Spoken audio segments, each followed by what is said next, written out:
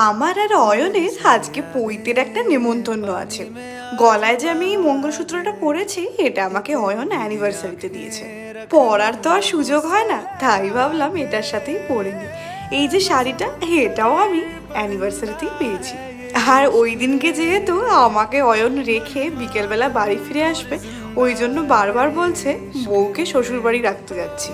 তো আমাদের পৌঁছোতে একটু লেটই হয়ে গেছে, মাও ওদিকে তাড়াতাড়ি করছে। আসলে আমাদের নেমন্তন্নটা উত্তরপাড়াতেই ছিল। খাওয়া দাওয়ার জায়গাটা আমাদের বাড়ি থেকে খুব একটা দূরে নয়, বাইরে কাকিমারা ওয়েট করছিল, এদিকে আমরাও সবাই মিলে চলে এলাম। আর এখানে দেখো, এটা হচ্ছে আমার ভাই। খাওয়া দাওয়ার অনুষ্ঠান তো দুপুরেই ছিল, প্রথমে স্টার্টারও ছিল।